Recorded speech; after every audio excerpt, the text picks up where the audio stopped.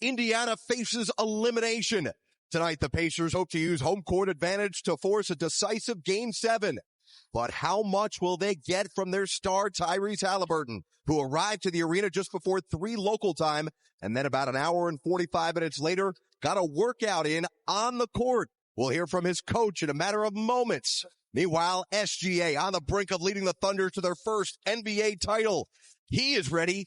Are you ready? 90 minutes from tip. Let's get it started on NBA TV. The youngest team to reach the finals in 48 years. I didn't even notice that I had it going. Like, I'm just playing so hard that I was just kind of like absorbed in the game so much that I'm not really thinking about how many points I have or how many times I've scored. Williams has been hot all night, falling away. Got it! The biggest game of his life. And Jonathan Williams explodes for 40 points. The Oklahoma City Thunder now 1 win away from an NBA title. You can't count out Indiana, but if he's not right, it's going to be very difficult for them to come back and win. It's the finals, man. I've worked my whole life to be here. If I can, walk, then I want to play. So gotta be ready to go for Game 6.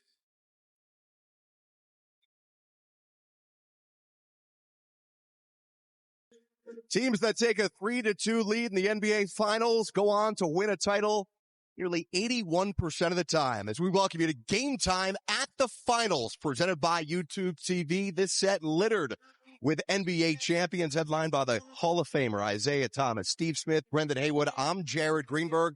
All the headlines tonight are centered around the right calf of Tyrese Haliburton, and just seconds ago, he came back on the court for his second workout on the court tonight. We showed you the video from earlier. He's on the court now. Let's get the very latest on his status and what we can expect from him as Rick Carlisle chatted with Dennis Scott. All right, Rick, your back's up against the wall. We know what this feels like, but everyone wants to know. Against the wall. Literally, right? How much do you plan on use Haliburton and how he feels tonight? Well, he's going to play. He's obviously going to start, and we'll monitor his situation very closely and very carefully. We don't know the exact number of minutes. There's not been a minutes limit that's been put forth by our medical people. And look, we're in the finals. It's national TV. There's long timeouts, and so we'll start the game and see where we are as we go along. Speaking of the start of the game, how big is it to take care of the ball and get off to a fast start? Because it seemed like the turnover game last couple games has been the key. Yeah, the turnovers last game were, catastrophic for us. There's really no other word. 25 for 32 points is going to get you beat no matter where you're playing. So we're going to have to do a better job of spacing the floor, making good decisions. They're a team that rips at the ball. They're very good at it. And we're going to have to be ball tough. Appreciate you, Rick. Thank you. Haliburton will play. That's right. Getting out of the wheelchair and ready to go.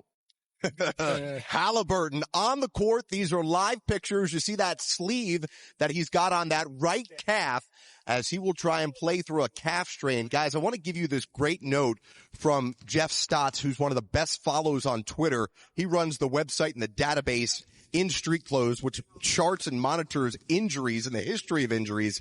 He documented 23 different calf strains this year in the NBA regular season. Only one example of a calf strain where the player didn't miss time, and the quickest turnaround was a player missing 3 days and having to sit out just one game. So Tyrese Haliburton been dealing with some sort of lower leg injury for a few games. Now the calf strain, had the MRI, and he's ready to go. Isiah, let's start with you. What do you expect from Tyrese Haliburton tonight?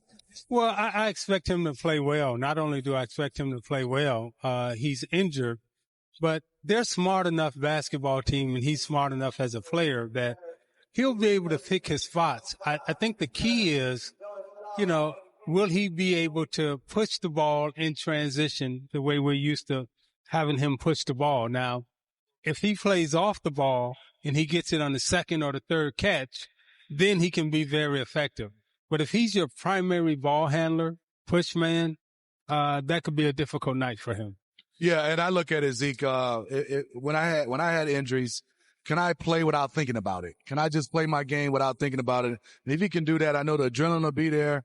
I am happy, B. Wood, Isiah, and Jared, because you don't get to the finals. This is a once in a lifetime once you get there. So I'm happy he's getting a chance to. Looking at him right now, obviously he's not going full speed. Hopefully he's getting a chance to play free of mind, B-Wood, and not thinking about his injury. Yeah, this is the second time we've seen him on the court. Is anything you're taking from what he's doing now? No, I don't see anything that shows why he won't be able to play in the game tonight. But for me, I'm just a little worried because when I hear calf strain, NBA Finals automatically go to Kevin Durant. And if you think about Kevin Durant when he was in the NBA Finals playing against Toronto, he looked incredible at the beginning part of that game. Yeah. And next thing you know, he just makes that one quick plant, and we understand what happens. We know the body, how it's all connected. So I'm a little bit worried about the calf strain possibly leading to something else. And to Smitty's point, you try to protect yourself when you're moving and play without thinking. But sometimes in the heat of the game, you just make a move and you just make what you normally do. And your body just isn't able to respond. So I'm a little worried about that for Tyrese Haliburton. Yeah, I am too, Z. But I will say, as a little kid growing up, you give me this moment, I'm walking out there in that calf, and I'm trying to play. Hopefully I can be able to help my team. Oh, without a doubt. And, as we watch him warm up, I'm not sure if I had a calf strain or was injured, I'm not sure if I would come out and warm up because the more pressure you put on that leg or the more pressure you put on that calf, the weaker it's going to get. But I'm not a doctor or a physician or anything like that. But I don't know if it's smart for him to be out here warming up as opposed to, saving it, in the locker room right now. I want to go with Zeke back to something you said about trying to get him off the ball. Obviously, as we discussed earlier in the series, and it's been brought to everyone's attention if you haven't followed the Pacers, he's not a primary scorer. He's not a guy who's looking to score 20 or 30 points a night. He's primarily a playmaker, a facilitator. So how does this injury affect that? And what do you think Rick Carlisle, who's a master at making adjustment, does tonight to maximize what they can get out of it? Well, I would suspect that he would put another ball handler in the game with him. And the way their offense is run, they run a passing game offense. So Haliburton will be more effective on the second and the third pass than he actually is on the first pass. Why is he more effective on the second and third? Because the defense has shifted. Everyone has moved around. And his most impressive thing that he does is passing the basketball. He's an excellent passer. He's an excellent ball mover. So having him on the ball, he's effective there, but I think he's more effective after the second or third pass once the defense has shifted. And we've talked a lot about offense, but something that me and Smitty talked about in Game 5 and we talked about in the back is, what is he going to be able to do on defense? Is OKC going to attack him, make him come out and play and figure out what does he have left in the tank right away? Are they going to put him in pick and rolls? Are they going to put him in baseline screens? Are they going to test that ankle right out? Are they going to try to put him in pick and rolls with Shea and see if he's going to be able to switch and move his feet? That's what I'll be looking to see, because I tell you what, if I was the head coach for OKC, I would be trying to figure out early in the game how much Tyrese Haliburton has. Our first 3 to 4 plays, we would be going at him. Yeah, and we all know this basketball terms, guys sitting here floppy. He will run off. Baseline screens. And then he'll run back off, and we'll just get a chance to see. But on the offensive end, I'm with Zeke. I'll have him off the ball. He'll be in corners, or he'll be playing the Miles Turner, where he's setting screens because Dort won't come off on me, and he can just pop and become a shooter. Well, last 2 games, Tyrese Haliburton is shooting just 1 for 11 from 3. Can they turn him into just a catch and shoot guy? Well, it's not only that catch and shoot. You're right, Jared. He's not shot it well. But to have him on the floor, if he's not 100% or effective, he's a decoy. He's a spot-up shooter. That's what I will play him as. Yeah, and like I said, if he's out there just because of the name, just because of who he is, the defense is still going to rotate to him. He's still a smart enough basketball player that he can pump fake, get by his man, and get into the lane and create a problem. Might not have big points tonight, but he can still have big presence. And I think those numbers indicate, the injury and him being out front. Consequently, when he's out front, he can't get by anybody. And Smitty, you like to say, he likes to skip and dance and get to move. He can't skip and dance and move when Lou Dort is so in your chest. So he can't get away. That's why I think that, the second or the third pass, he'll be more effective than he will as an initiator primary. Lou Dort has held Haliburton in this series, Isaiah, to just 10 total points, shooting 31%, and he's forced 4 turnovers over those 5 games. Yeah, you wasn't with me in OKC that second game, and I said he looked mad. He looked like he would eat a lion. and right now, that's the way he's played the last couple of games. We talk so much about Shea, but the defense that Dort has exhibited in this, he's been the reason for the turnaround. So we've heard of 100 men versus a gorilla. How about 1 Dort versus a lion? That's what Isaiah's got. Dort eating the lion tonight. He's ate 2 lions in the last 2 games. What's a good game for Tyrese Haliburton tonight, Brendan, after he didn't make a shot from the field the other night, obviously going 0 for 6 from the field, 0 for 4 from 3. I don't have a specific number, but when you look out on the court, not looking at the stats, you just look on the court and you say, man, he's had an impact in helping the Pacers extend the series to Game 7. I don't care if it's 8 points, 5 assists.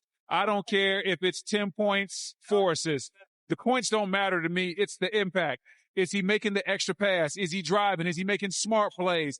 Is he doing things to help his team win? Is he being a decoy in certain areas and letting the defense overreact to him and kicking the open guys? Maybe he doesn't get the assist. Maybe he gets the hockey assist. All I'm looking to see is how much impact he has and his ability to force a Game 7. Smitty, you mentioned that if it were you, you'd force your way onto the court. We don't know the inner workings of what the medical staff recommended, what the coaching staffs talked about, what Haliburton, obviously he wants to play. That's why he's playing. But at what point does Rick Carlisle have to take control of this situation and potentially say, you know what, we may be better off with you not playing? That's the eye test. We all will get a chance to watch that, but obviously he's been cleared. And the one thing is a player's always going to push it to the line. Can he play? Game 6 of the finals, I'm with B. Wood. I'm not looking at any numbers, it's letters. The W or the L. The L, he goes home. So if he has 0 points with a W, that's what he needs to do. So whatever it is to impact winning, I don't have a number at all. It could be all 0 as long as he gets the W. Game 6 NBA Finals brings me back to when I was injured and when I was hurt. Yep. And, you don't want to be a detriment to your team. So offensively, you want to be good. But defensively, you also want to be extremely solid. So here we go. It was on this day in 1988 where Isaiah. I got him. He did on that one. So that boy Cole. You not only didn't hurt your team, you helped them with 43 points in Game 6 of the NBA Finals. Yeah, and you see me playing off the ball, and the luxury that I had is Dumars could take the ball out front, and he can initiate offense, and then that way I can catch and shoot. But the most underrated thing about that game, in my opinion, if you put back up those stats, I had 6 steals. So I wasn't a defensive liability, and that's what you don't want to be against your team. It's not about the scoring. It's, can you stop your man from scoring? And in that night, I was able to defend and also score. If you had the while being injured. if you had the opportunity to give Tyrese Haliburton advice, same situation, Game 6 NBA Finals, what would you tell him? I would just what I said in the beginning, right? Get off the ball and become a second, third pass catcher, facilitator. And also what's going to help Tyrese tonight is that a lot of the things that he's used to doing, he won't be able to do. So I won't be surprised if he's a guy who catches it, makes a move real quick, not a dribble move, but he'll take more shots tonight than probably normal. I would say, as a youngster watching that, Zeke, I remember something I wrote on my wall. And I know you remember this. You said in that moment, I was thinking about my mama. Absolutely. My neighborhood. Yes. My nephews. Yes. And I always remember that. Yeah. And I wrote that on my wall, like my mama, my neighborhood. Oh, my mama.